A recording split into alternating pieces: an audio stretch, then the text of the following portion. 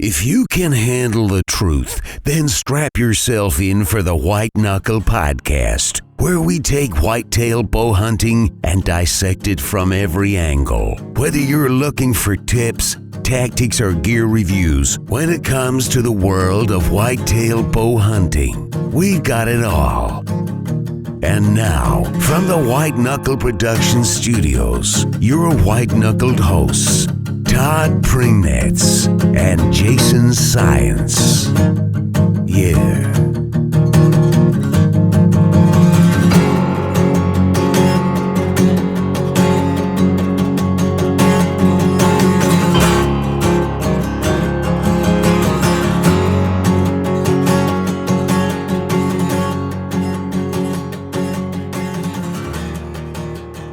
Well, hey, thanks everybody for tuning in to episode 8.5 of the White Knuckle Podcast. Today, Todd and I are going to talk all things sheds.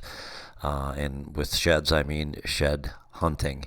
I'm going to head down to TODDS tomorrow and do my best at finding a few Iowa sheds. So sit back, relax, and enjoy as Todd tells me about some of the sheds that he's found recently. And it sounds like he had a pretty good day yesterday. So let's listen in on what he has to say about what he found yesterday. Well, welcome everyone to the White Knuckle Podcast. Today I am solo yet again. Not really. I've got Todd on the other line. Todd and I are going to do a show today where I guess I get to ask him as many questions as I can in as short a period as I can about shed hunting. Todd, how are you? Dude, do you know what time it is? I do. It's shed time, and you've been holding out on me. It's the Shed Show. I'm so excited to do it. Jason and I have been going back and forth. We've been kind of delaying the show for the last couple of weeks because I really, honestly, haven't been out shed hunting much. So yesterday we had perfect, ideal conditions, pouring rain and cloudiness, but the light was just perfect. So I decided that I was going to take a plunge yesterday and go into one of my best areas. And I walked for 3 hours in a rainstorm to find one old antler. That's it. One? That's it. You seriously? You held out on me for that? Pretty much, yeah, man. But the reason I wanted to keep it such a surprise is because, dude, that's shed hunting sometimes. And if you saw some of the areas I walked through yesterday, dude, I mean, like, you're just waiting for an antler to be there. But it's shed hunting. I think personally, a lot of deer in the Midwest are still holding. At least they are around here. But I've been looking for a couple different bucks here and there, just based on where I'm guessing that they potentially shed, and just kind of monitoring the cameras. But dude, I had an awesome walk, was able to find some new sign from one of the bucks I was hunting this year where he had torn up a new area. So it was just a great day to be out. I mean, it was just perfect. So now at least I've covered that area. I know that there's nothing there for me to find at any time in the near future. So then now I can put my mind at ease, put kind of a cross the walk, and now we'll just go on to the next piece. So, but in the process of all of this, I've been thinking about this show, what we were going to talk about, and trying to keep it fresh and keep it real and provide some real intel or some information outside of you got to walk a lot. Because, I mean, there's a lot of people who talk about shed hunting, and it's not rocket science, but I have a few things on my list that I've come up with that I think are important and can help. So you want to go ahead and get started with it, bro? I do, absolutely, but we need to back up for just a second here. You threw something at me that I didn't expect to hear, and not that it's something out of the ordinary, but what did you find for sign? Come on, dude, huge give me sign the goods. I've been looking at these individual bucks. When you kind of know where you've got a dominant deer, they will make sure that everything knows in that area that they are the ruler of the roof, so to speak.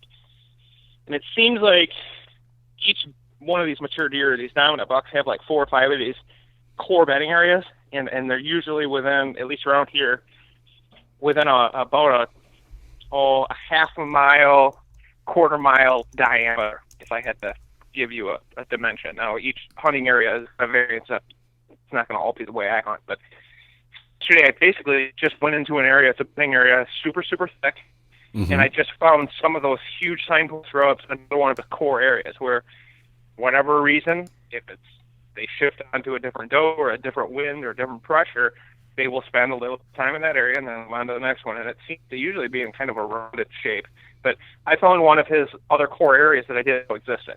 So kind of just put another piece of the puzzle in, like, okay, that's a part of his route now. Now I know when he's going from point A to point B to point C. Now I've got another piece of the puzzle going in the next year, know of roughly what trails he would probably be traveling, or at least wanting to check. But it made it worthwhile, man. And it kind of reiterated the point about shed hunting is that if you go into only looking for antlers, dude, I think you kind of end up setting yourself up for disappointment. There are guys who shed hunt and they go out and hunt looking for sheds and only sheds, and that's like the deer thing. They love shed hunting. For me, I'm doing it for the hunt. I'm trying to get the information from the animals that I hunted this year, figure out what they were doing, and find the antlers along the way. But, you know, an unsuccessful shed hunt, dude, it's not unsuccessful if you do the right things and if you look at it from the right perspective. So to me, yesterday was an awesome day, got some great exercise, and I eliminated spots where I know those big sheds are not. So I think of it as a positive. Okay. So and we can get back into the whole shed thing in just a second, just for my own selfish curiosity. Was it the buck that you think? Yeah, I'm sure it is. Oh, man, really? You start hunting these big deer, and you start to kind of put two and two together, and where you find all this huge, nasty sign is right where I've been hunting them. So even during the season, I was hunting them. You'd go into a set in the morning or whatever, it'd get light, and on your way out, all of a sudden, like, oh, you'd see all the fresh sign, like, oh my gosh. So I'm always picking up intel, but this thing, you start getting a chance to hunt these big 6, 7, 8-year-old deer, and they will get pretty aggressive in most of their areas. Like, if you're not seeing some big sign, you're probably not in the right spots. Gotcha. You've got to find the sign. With that being said, Jason, I'm excited. Jason's going to come down to shed hunt with me next week sometime, and I can't wait to show him a lot of these areas that I hunt. When you see the sign in some of these spots, you'll just be dumbfounded at, well, dude, how come you don't find 100 antlers a year? Right. It's tough. Shed hunting is tough. And hey, just for the record, I'm having a hard time believing that you're going to take me into some of your best areas, but I just want to go on the record as saying that right now. I'm saving my best for you, brother. That is such a load truly of crap, dude. This is going to be... I can't wait to do our show. With Jason and I have been talking about doing a live show during our shed hunt.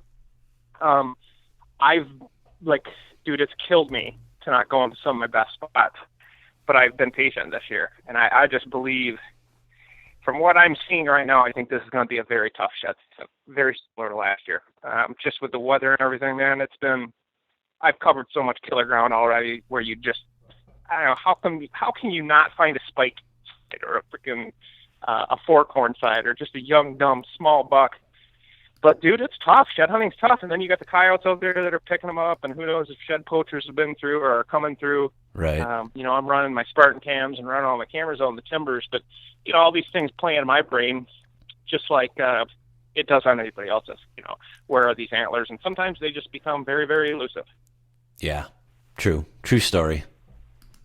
But we're gonna try like crazy, and I've got an arsenal of awesomeness that we're gonna go into. And if they've shed, we should find some antlers. It's just a matter of time at this point, and before you know it, turkey season is going to be just around the corner. But let's get into the shed show. I've got one topic that I'm starting it off with, and I wanted to discuss it because I think it's important. Number one is shed hunting alone. When I first started shed hunting and going out with groups of guys, I noticed that there was a competition among different guys that you were with. Now, I mean, you can be out with your buddy or wife or whatever, but sometimes I think it almost is more of a distraction than good. So sometimes I think they push you to walk a little bit too fast, and you're trying to compete and get into those areas first. And I don't think that's always necessarily the best way. I think it's probably more common for most guys to be shed hunting on the property that they're hunting. Maybe not huge sections or whatever. I personally enjoy shed hunting alone because it allows you to focus on what you're doing, and it allows you to make certain that you cover everything. Because a lot of times when you get other people around, you get distracted, you're having fun, doing whatever, they end up taking you in a direction you didn't plan on, and you end up missing stuff. Now, if you're like me and analytical, now you've gone shed hunting with even next week when you're coming with me, Jay. We're going to go through these areas, and in the back of my mind, I'm going to be thinking, do I have to recover all this stuff because I didn't know if Jason found one or I'd missed one? Dude, you've got other things going on. You've got to eliminate as many of those things as you can, if you can. Right. And when you say eliminate those things, are there? You mentioned earlier that you had the perfect day. Speaking of eliminating things, is sun one of those things that would also go under the category of trying to eliminate if you can? I mean, obviously you can't eliminate the sun if it's out, but would it be better? Are you better served walking on a cloudy day? Oh, most definitely, and that's actually a little bit further down my list. But one of my topics is absolutely avoid sunny days. But with that being said, dude, you got to walk when you can, and a lot of guys aren't fortunate. Like I can sit here from my house and wait for the perfect opportunity. Today, I'm going to plan on going out this afternoon just because it's a perfect cloudy day. Yesterday, it was raining. It was a light rain. It mats all the foliage down, all the leaves on the ground, your leaf litter, and I didn't find any sheds. I found one old one, but dude, you can just walk through the timber, and literally there was a couple different points where I found skulls that are just laying in the timber, random skulls, doe skulls and stuff, and pelvis bones and just different bones from deer that died over the years. Really? And it is absolutely amazing how that white bone will just pierce right through all the timber. But when it's sunny, the shading and everything changes. And I'll tell you, dude, I've walked past several sheds over the years, turned around on a sunny day, and boom, oh my gosh, there it is. And you can see it from 50, 60 yards, but only in the direction where the sun's from in your back. So if you're looking into the sun, you're walking into the sun, you will not see jack. You're almost better off just changing course of direction, and this is what I do now. So let's say, you got your sun coming up to your left or whatever. When you walk into the sun, dude, you're going to miss everything because you're killing the detail that these sheds will give you. So what I do is just kind of like tacking a sailboat. You just got to turn sideways and just start traversing those areas so that you can look straight down with the sun to your back. And I don't even look in the other direction in those cases. I will usually just literally focus. I'm looking where I'm going to see them, going in one direction, coming up 20, 30, 40 yards, depending on the setup, the situation, what the timber's like. And then I'll walk in another direction, but still looking in that down sun direction. Because, dude, if you're standing there with sunglasses on, like, you can turn in one direction and, like, you can clearly see it's common sense. You're like, yeah, I couldn't see anything in that direction. It's just challenging. The other thing in regard to sun, I wear polarized sunglasses, or always have them on me when I'm out, and I'm taking them on, putting them back off, or taking them on, putting them on, taking them off, constantly throughout my shed hunt. And that actually brings me to the next point that I want to cover in our shed discussion. Breaking it up. Do not kill yourself if you're going to go out shed hunting and spend an hour. Spend half of it in the timber and try to spend half of it out in the open on a CRP field, in the tillable field. It keeps your mind and your visual, your eyes fresh, a lot fresher, because there's times where I've looked for sheds for an individual buck in the timber for hours, and you stare at brown leaves, and I call it the hallucinating stage. When you got 2 hours, 3 hours in of walking, and you start to almost hallucinate, where like you don't even know if you've been looking for sheds for like the last 10 minutes because you get into that zombie state. What helps for me is breaking up those shed hunts individually into different areas, so that I've got areas. There's several points that are all going to come together here, but if I'm going to go out and shed hunt, I want to have multiple things going for me. I want to be able to cover a couple different types of terrain. Mm-hmm. So maybe some ag fields or field edges as well as the timber. And if you can, break it up where every 20 minutes, 15, 20 minutes, you're transitioning back and forth from these different areas. So your eyes just don't get overwhelmed and you start to lose your focus. And that's what ends up happening. So by breaking up an individual shed hunt, I try to do it in different areas. And I also do another thing. I like to always walk fresh ground when I go out every single time, just like hunting. You always got to have a fresh area to go into. But at the same time, I want to retrack some of those other areas that I walked earlier in the season because deer always shed. The coyote factor. I think coyotes pick up more antlers than we imagine and bring them into areas that you just wouldn't believe. So you never know when a coyote or another circumstance, boom, there's another shed right there. You got to mix it up. Always walk fresh stuff. And if you're doing a combination of these things on each one of your shed hunts, if possible, to me, it just helps you stay a little bit more focused and enjoy it. Because if you're out there just doing the work, you're probably not paying good enough attention.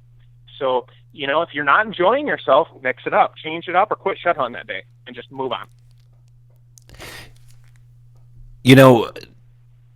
I just did an interview that you weren't involved in because you had some obligations on Tuesday night with Tom Dokken, who is a pretty well-known duck dog trainer, shed dog trainer, and you just echoed everything that he said with respect to a dog.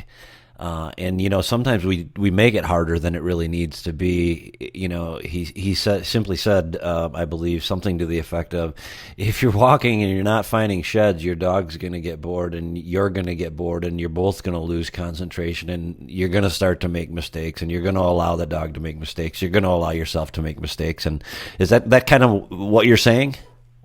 Oh, minus the dog, obviously.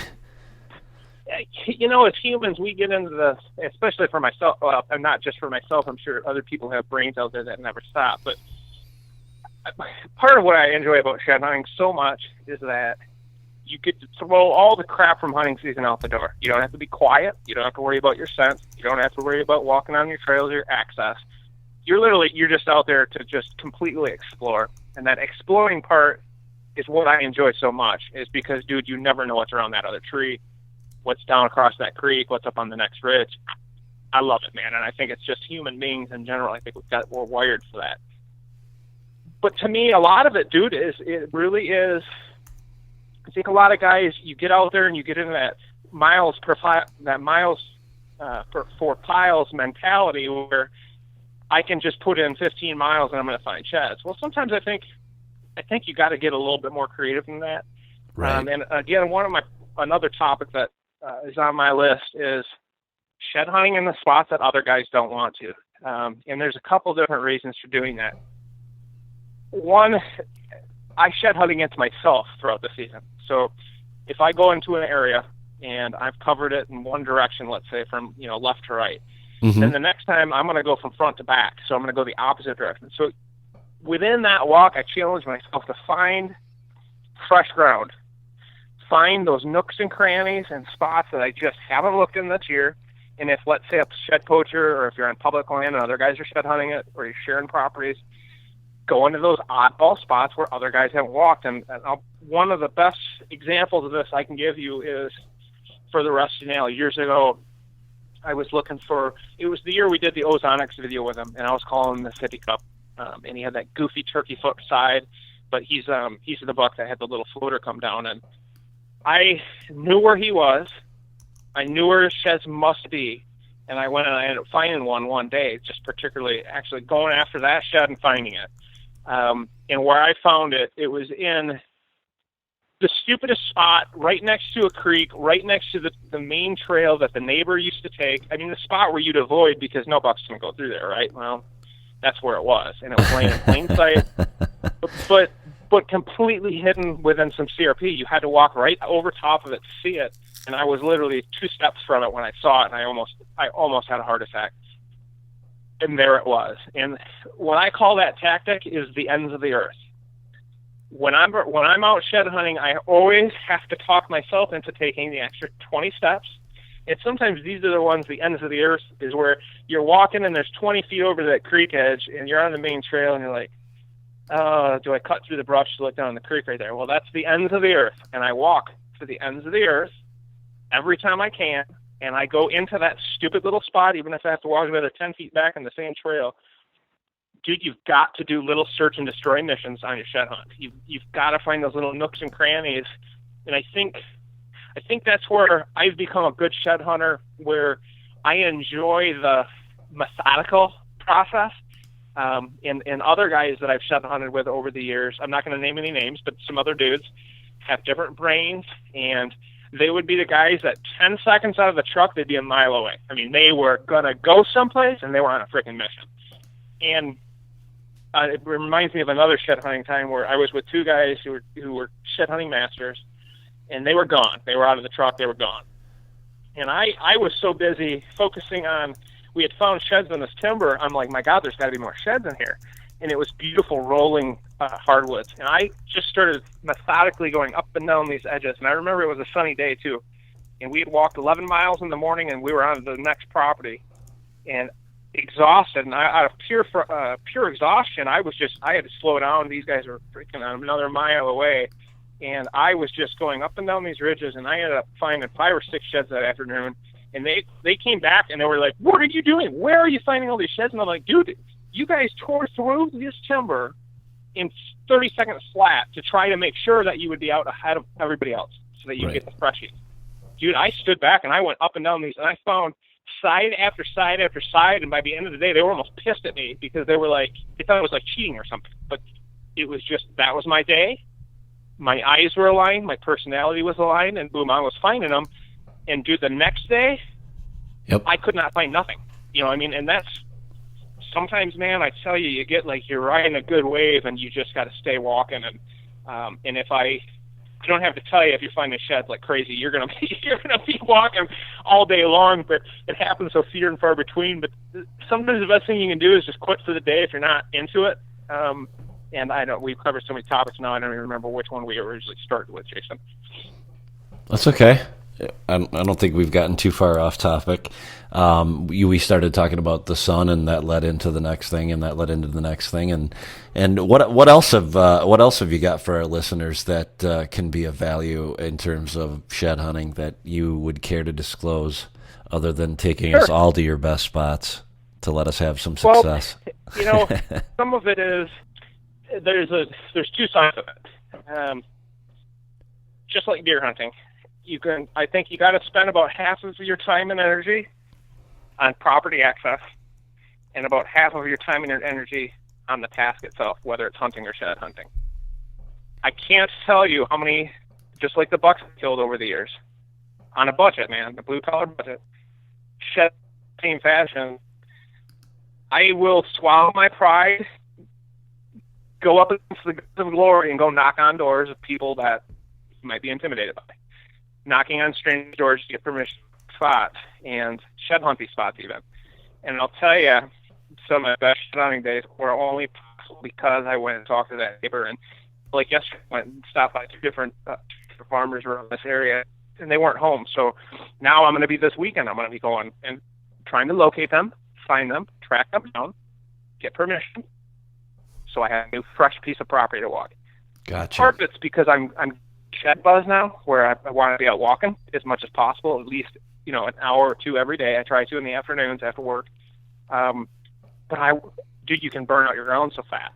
So like hunting, the ground you have to cover, the more sheds you're going to find, etc. So you've got to focus on the problem. If you're not finding sheds, guys, is you're not on the property. If you're not sheds, you've got to be finding something here and there in order to know, that there's something there. If you're not running cameras or anything like that, but you just got to be aggressive when it comes to seeking permission and going to people. You just got to swallow it, suck it up, go do it. And if you do this and you push yourself to break those barriers that you probably have created, well, you're not going to let me shed hunt, or you're not going to let me shed hunt. You just got to find a way. And if you want to find sheds, that's about the best piece of advice I can give you, is focus 50% of your time on the ground, 50% on walking. So like me, I've only got, and you've never been on my property because it's not worth you walking. But it's 150 acres of ground, and it's got a little bit of everything.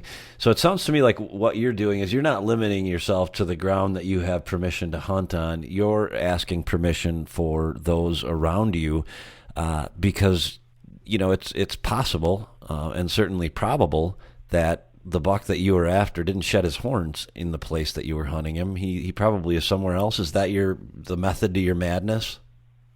Absolutely.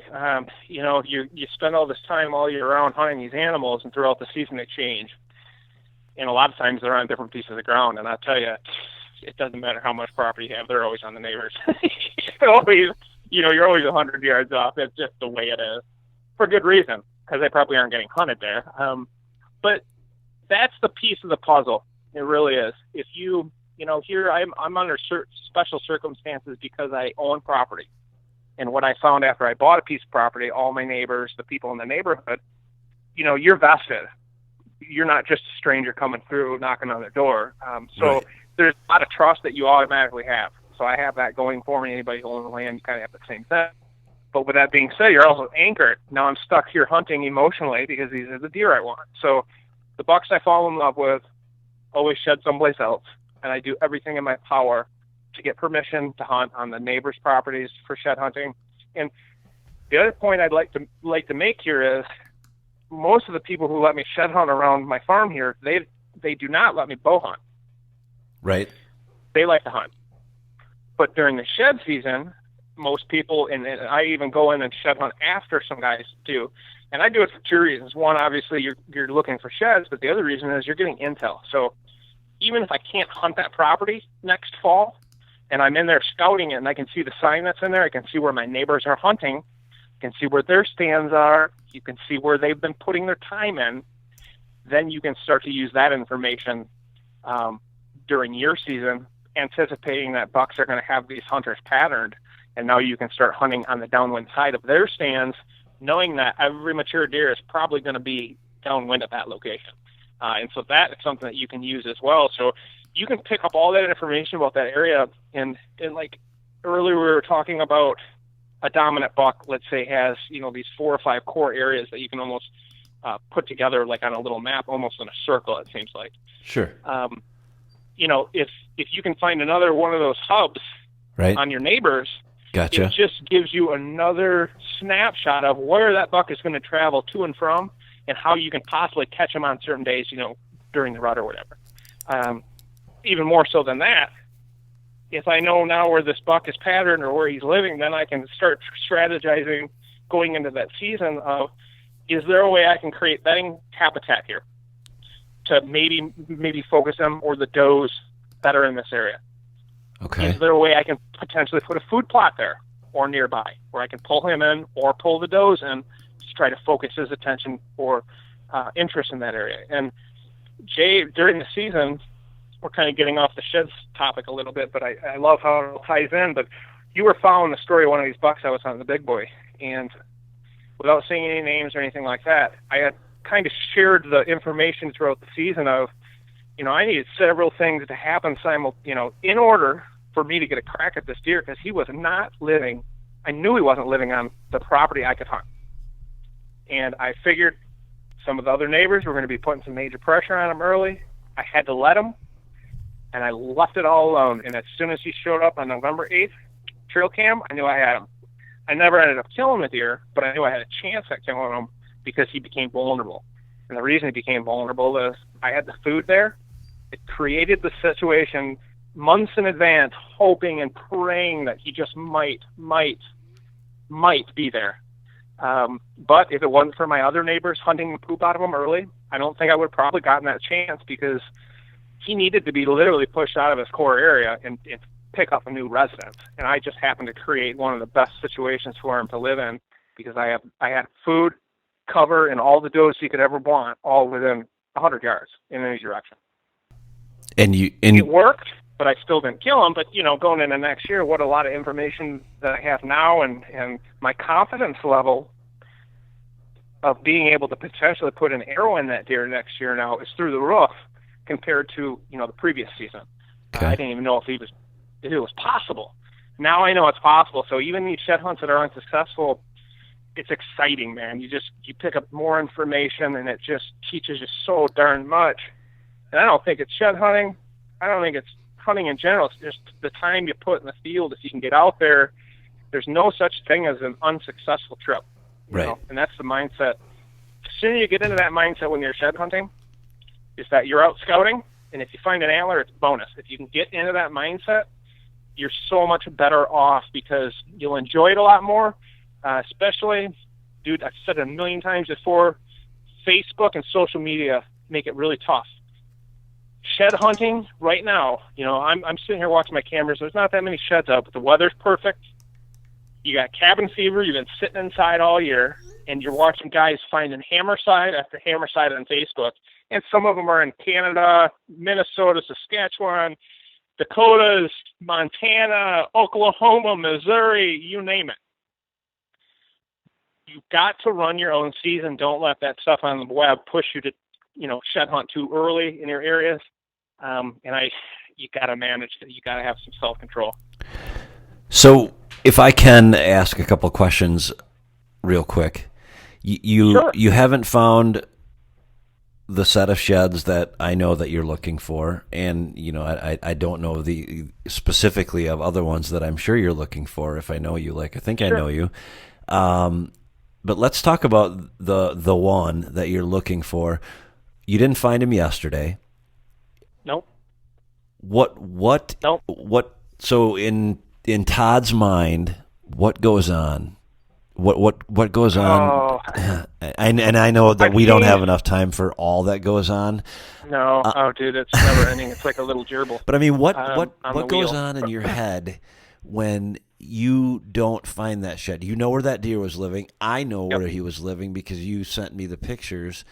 That doesn't mean that's where he was living in late, January. But from everything that we've talked about on the shows and everybody says that they're going to drop somewhere in January, February, maybe March. Just depends on the testosterone level. I think Dr. Grant Wood said it's all about the testosterone level. And when Sure. they lose that testosterone level, there's one layer of cells that's the glue that holds that horn to the pedicle, and it's done.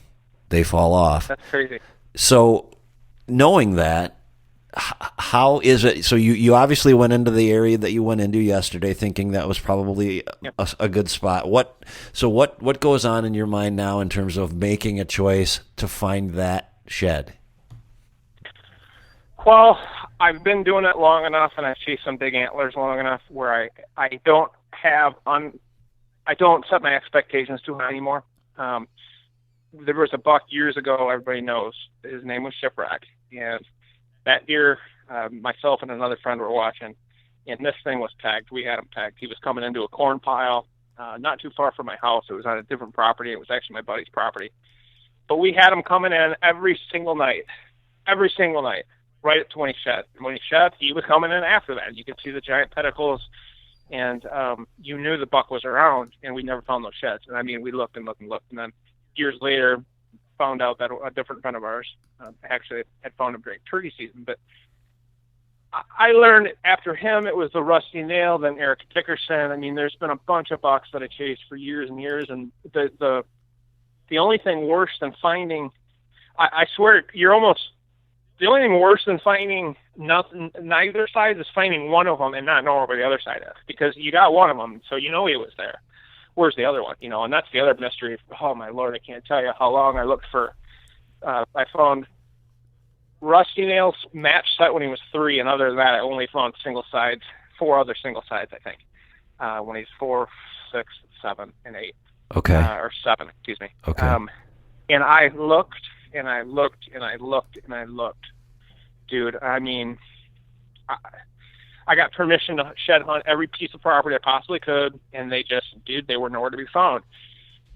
Now going into this season with this particular buck, it was the same thing. He was hitting this corn. I had a big standing cornfield, and he was out there every single night. I had 3 cameras. He was hitting the Spartan. I was getting Spartan camera pictures of him every day. And it was just a matter of waiting for him to shed. So all of a sudden, one day, like a light switch, he's nowhere to be found. So I figured he had shed. I honestly don't know now if he completely just moved back to one of his haunts where he's been hiding the last several years without my knowledge of where it is, and it's because of access. I just can't get into those areas. And so one particular individual, I've already gone and tried to stop by their house to see if I could at least go hit some fields, because it'll drive you crazy, but you can't. You got to put your priorities straight, man. I mean, I think about those stupid sheds laying out there and wondering where they're at all the time, but I've gotten to the point where I don't obsess over it anymore. Now it's almost like a great mystery, and if you can figure out that great mystery, it's fantastic, but the process is the fun part, man. All the planning, and that's kind of what I appreciate more now, is the mystery of it all. If you went out there and they were just laying in front of your trail camera every year, really would take the excitement and the challenge out of it. So I kind of, Jason, how I deal with it is I strike it all up to pure will and determination, and the longer I don't find them, the more likely I am to find them, because I'm just eliminating areas. And now I'm at the point, bro, where I'm hoping next week when we go walking, we're going to go into some areas I haven't been, but I had to check them off the list because I knew where it had been all of late season. So I'm hoping and praying we just get lucky and they're just laying some random place out where I just didn't anticipate them to be. But my gut is he's on. I just, with the mild weather, he just didn't feel pressured to be up there on that corn. And the does had already been bred. They were not coming back in. The second rut probably had already taken place. So there was nothing to keep him anchored there. And unfortunately, Mother Nature didn't cooperate. And if she would have, he would have been right there within 100 yards. Some of the area I covered yesterday. And it's just like, how do you handle that? But I think the weather factor is a huge, huge, huge deal. If it's mild, just like it's been, where the weather's been going up and down, I think it plays tricks on these deer, and it just makes them want to travel a little bit more than they normally would. Right. But when you sock them in with deep snow in extremely cold weather, shed hunting can be easy if you have the food source, because everything's so concentrated. But this year's going to be tough for everybody, man. I don't care. I think Cycle, I saw Lucas had a heck of a day up in Dakota not too long back, and I'm sure it probably had to do with all the snow they had. And that's half of it. You gotta just have the right mentality when you're shed hunting, where you're not going to just go out and find piles and piles of antlers. It's this year's going to be a bruiser, and you just got to grind through it and just have a different approach, where mentally you're just out there to scout and improve your chances next year. And any antler you can find along the way is just bonus. I can't wait to come down on Thursday. That's going to be a ton of fun. So for all of you that get a chance to listen to this podcast, we're going to run 2 podcasts next week. One of them will be a conversation that I had with Bronson Strickland, a guy from the Deer Lab down in Mississippi at Mississippi State University. And then the other one that I will air the day before I go down to TODDS, it'll be this show. And look for us on Facebook Live that Thursday of next week, which should be the 2nd, I believe, 2nd of March. I just looked at the weather here while we're talking, Todd. Looks like 51 degrees and sunny, partly cloudy. So maybe we'll get lucky and it'll be a little cloudier than sunny. But anything else that you want to share today with our listeners with respect to their shed season? Sure. The closing thoughts, and this is what I want it to kind of turn into a normal on our podcast, is essential equipment. I think no matter what time of year, I absolutely am an equipment nut, and I'm an anal engineer mentality who wants to minimize to find the most essential and the most efficient way to go out there, and I don't want to carry any more weight than I have to.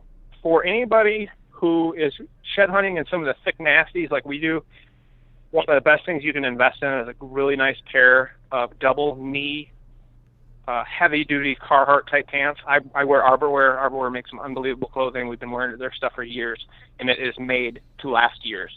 but I'll usually wear about one pair of pants out per year, just from fall through the season. But shed season, I always wear double knee carpenter style pants, just because it just will resist the punctures in the brush, and it seems like that material doesn't suck as many stick tights or any of the the frickin' burrs as badly as like a pair of camel pants. I see a lot of guys wear camo shed hunting. I don't quite understand that. I don't think the antlers are going to run, but I generally just wear whatever's comfortable. I like to wear a hooded sweatshirt as well, because I have my front pouch. So if I'm wearing gloves and I start getting hot, I can take my gloves, put it in my front pouch. I can also have my hood, so I can put it over my ears at any time. Yesterday when it was raining, I had my hood up and down the entire hunt, based on trying to keep myself comfortable. And I just love having a hood for those types of situations. Camelback is essential for shed hunting. You do not want to have to stop, take your backpack off to get a drink of water, and you must stay hydrated if you're going to walk the type of miles we walk in a day. So I think a camelback is absolutely essential. I have created the best system for filming shed hunts, in my opinion. I wear either, if I'm not wearing my Vortex binoculars on my chest, I'll have a GoPro chest mount, and I just keep that running. That way, if you do happen to find a shed, you might have a chance of getting the second angle, as it happens. The other thing I have is I carry a small Sony Handycam camera with a bog pod, just one of those flexible tripods on the bottom, and a carabiner. I use a carabiner, a lightweight wire carabiner, through the strap on the side of it, and I actually clip that carabiner to my camelback strap, my shoulder strap. So when I'm walking through the timber, I can have access to my camera to shoot a buck rub, to do an interview, to shoot sign, and I can have that instantaneously, because if you have to stop to take your backpack off, you're not going to film it, and then you're not going to film nothing. So just having it at your access at any time is awesome. And then if you do happen to see a deer or get a chance to film something as it happens, it's right there. The other thing is, when you are, I totally lost my train of thought on that one. Hold on. What was the last thing? That you bring along your boots? Well, I like to wear boots, yeah. Actually, that's a great topic, dude. A lot of guys wear rubber boots when they're shed hunting. I personally like to wear more of a ankle high hiking boot, something that has some really good ankle support. I thought you were going to say Crocs or something. What's that? I thought you were going to say Crocs. Oh, no, I don't wear Tevas. But dude, the stuff we're walking on in some of the hills and the terrain and these creek bottoms, rubber boots for me are about the most uncomfortable boot ever. Your feet sweat like crazy, and they just do not wick any moisture. So I always like to wear a hiking style boot or a Gore-Tex boot, something that has some better wicking, and also a nice pair of smart wool socks. You can spend, a lot of money on them, but I'll tell you, yesterday, after walking in the rain for 3 hours, my feet were still warm and toasty and comfortable when I finished. And it's so critical. You've got to have a good pair of walking shoes, because, dude, if your feet hurt, right, you're going to be thinking about your hurting feet, and you're not going to be thinking about looking for sheds. Exactly. Okay. That's my my super tip gear guide. I think I had one other object. I'm going to have to look at my notes here a second. That pretty much covers it all, broski. All right. Well, you told me you'd try and keep it short, and that you did. Hopefully everyone picked up one little nugget of information out of this. That's our goal, by the way, every time we do one of these, is that you guys get to, or gals, get to pick up one little nugget of information. And again, as I always say, don't be afraid to comment on our Facebook page of things that you want to know the answer to, or shows that you'd like to see, our Twitter feed, or you can get a hold of us by email. Anything else you want to add, Todd, before we sign off? Oh, you gotta put your time in, man. I mean, there's no secret. If this is the one time a year where time in the field does add up, and it works, and it does, make you more successful just by putting the time in. But be smart about it. try to push yourself on the side of adding more property to your mix, or at least talking to some of your neighbors. And I'll tell you, just going to a neighbor that hunt and talking with them for a few minutes, you'll be amazed at what you can pick about what they saw throughout the season, whether they killed anything. I was just at one of my neighbors yesterday, 2 days ago, and just stopped by out of the blue, and he showed me a couple of the dead bucks he found on his farm, this past season, some nice young ones, and I was just like heartbroken. But you can always pick up information, and just be nice to people. Don't have that mentality when you go talk to people of just trying to get something for nothing.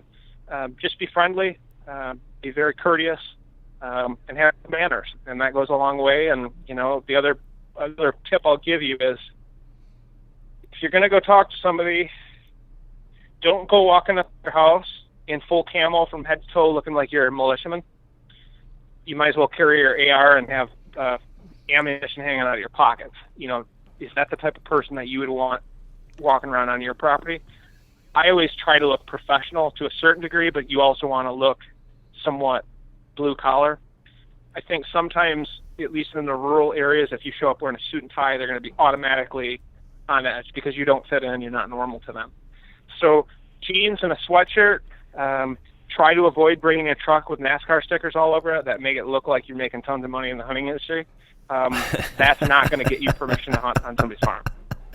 Take your wife's car or minivan. You're better off doing that. And you know what? I'm not afraid to admit it. Occasionally I'll bring my wife along. If it's with a particular neighbor where I know there's a wife there, sometimes that does help ease the, if you don't know people, anything that makes them feel comfortable and trusting to you is good. And then if you do get permission, the best thing you can do in the whole wide world is just send them a card that says thank you. Or bring the wife some flowers or some fruit at the different times of the year. I bring blueberries. It's easy to get permission to a piece of property. The key is to keep permission and to build that relationship where you might be able to hunt it solely, and have exclusive access. And that's what's happened over the years on a lot of the different pieces that I've hunted. I've always treated the landowners with respect. I've always said thank you in a variety of unique ways, and I've done it consistently. And I think not a lot of guys do that. And before you know it, all of a sudden somebody comes along, offers a little bit of money, or this, that, or the other, and now all of a sudden you don't have a place to hunt. Where, you've got to put that investment in year-round if you want to expect those results each fall. So go out there, talk to some of your neighbors, see what kind of stones you can uncover, and just like in anything in life, if you don't try, you'll never know. Well, there you have it, the very anticlimactic beginning of Todd's shed season. Make sure to tune in tomorrow on Facebook. We're going to do a Facebook live show, likely from Todd's house, and then maybe again out in the timber, depending upon what we find. So hopefully by that time I won't be plagued by the cold that seems to never go away, and I'll have somewhat of a voice back. Again, be sure to tune in to Facebook tomorrow on Thursday to catch our live show, as I said, from either Todd's house or from the timber. And also, would you do me a favor? Go ahead and give us a review on iTunes. If you subscribe to iTunes, subscribe to our show on iTunes, and go ahead and give us a review. If you do subscribe to iTunes, you're going to get our show every week as it becomes available. Also, if you have a Android phone, go ahead and get the Stitcher app. Then go ahead and subscribe to White Knuckle Podcast, and you will also go ahead and get the show every week that we record it. And if you can give us a review, again, that would be great. As always, thanks for listening. Have a great rest of your day, and we'll catch you tomorrow.